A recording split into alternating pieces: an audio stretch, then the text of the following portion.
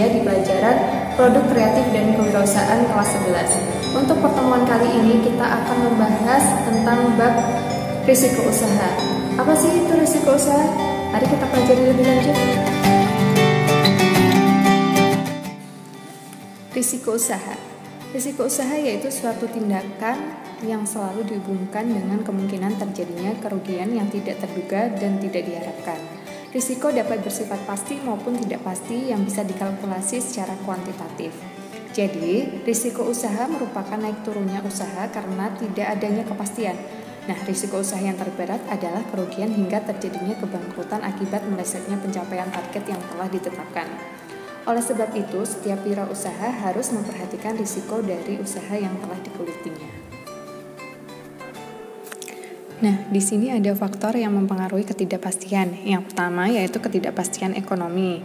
Ini contohnya bisa disebabkan karena pengaruh inflasi atau kegiatan ekspor-impor. Kemudian yang kedua, ada ketidakpastian yang disebabkan oleh alam. Contohnya seperti tanah longsor, banjir, tsunami, dan lain sebagainya. Dan yang ketiga yaitu ketidakpastian yang disebabkan oleh perilaku manusia. Kemudian ada ciri-ciri ketidakpastian. Yang pertama, tidak dapat diprediksi. Kedua, sulit direncanakan. Ketiga, bisa datang secara tiba-tiba.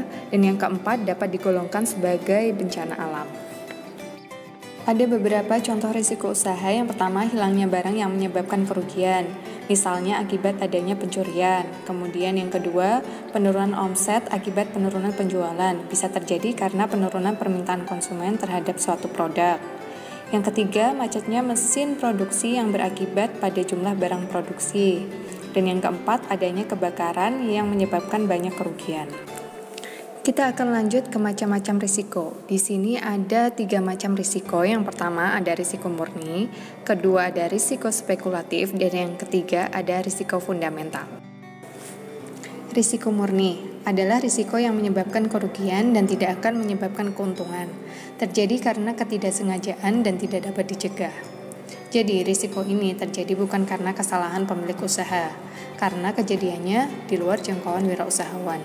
Risiko ini bersifat permanen atau bisa jadi sementara waktu tergantung bagaimana wirausahawan mengatasinya. Dan di sini ada contoh risiko murni. Yang pertama, ada kerusakan mesin, dan yang kedua, terjadi kematian listrik, dan yang ketiga, kebakaran hingga menghanguskan penginapan. Yang kedua ada risiko spekulatif, yaitu risiko yang diambil secara sadar atau sengaja oleh seorang wirausaha. Risiko ini memiliki kemungkinan untuk untung dan rugi. Di sini ada contohnya, ketika membeli saham di bursa efek, perusahaan bisa mengalami kerugian jika harga saham turun dan sebaliknya. Kemudian utang piutang, dan yang terakhir kerugian atau keuntungan yang ditimbulkan karena adanya pembelian mobil tanpa diasuransikan.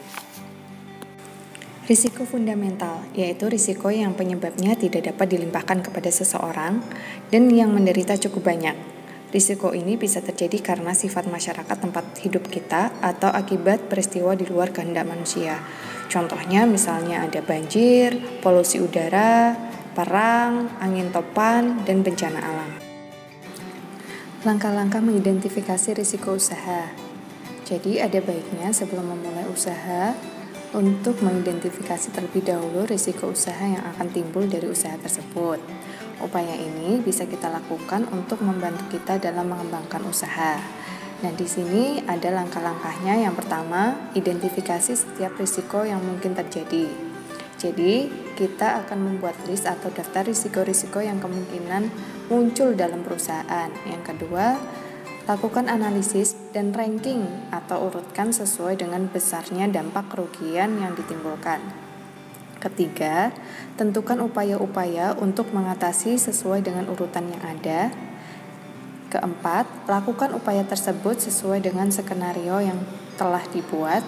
Dan yang terakhir, kita akan melakukan evaluasi.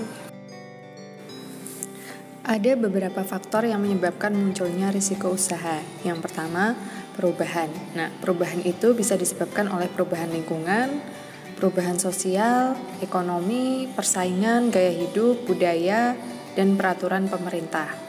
Yang kedua, kesalahan strategi dan perencanaan. Jadi, untuk perencanaan kita membutuhkan persiapan yang lebih matang.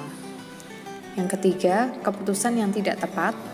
Dan yang keempat adalah kelengahan dari seorang wirausahawan.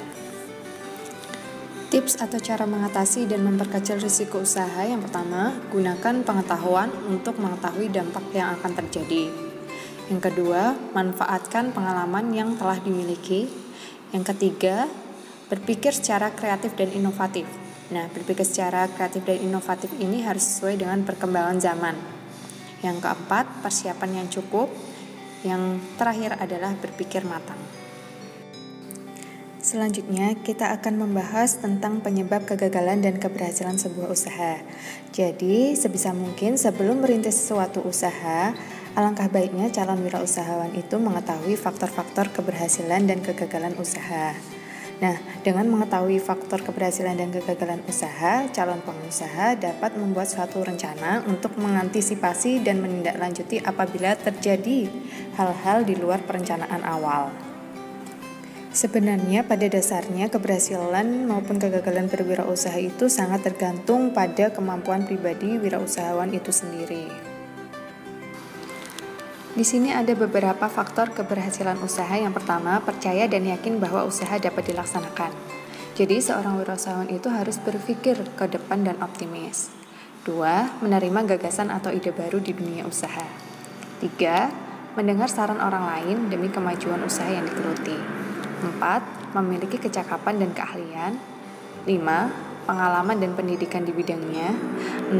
Menerapkan manajemen usaha yang baik. Jadi, menggunakan sumber daya 6M yang berupa man, money, method, machine, material, market dengan efektif dan efisien. Yang ketujuh, berani memikul segala risiko dalam membangun usaha. Ada faktor keberhasilan usaha, tentu juga ada faktor kegagalan usaha. Di sini ada beberapa faktor kegagalan usaha. Yang pertama, tidak memiliki kompetensi manajerial.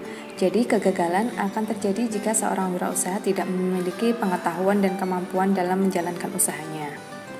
Yang kedua, gagal dalam perencanaan. Nah, di sini perencanaan dalam sebuah usaha harus matang, karena perencanaan merupakan titik awal dari sebuah usaha. Sehingga apabila perencanaan gagal, akan sulit melakukan pelaksanaan. Selanjutnya, kegagalan melakukan riset pasar. Jika tidak mampu melakukan riset pasar dengan baik, maka akan meleset dari target yang telah ditetapkan. Selanjutnya, tidak bisa mengelola keuangan. Jadi, seorang wirausahawan itu harus pandai mengelola keuangan baik pengeluaran maupun pemasukan. Selanjutnya, miskin memanage waktu, kemudian lokasi usaha yang buruk, dan yang terakhir, menghabiskan terlalu banyak modal, sehingga akan mengalami kebangkrutan. Cukup sekian materi risiko usaha dari saya. Sampai jumpa di pertemuan selanjutnya. Sekian, wassalamualaikum warahmatullahi wabarakatuh.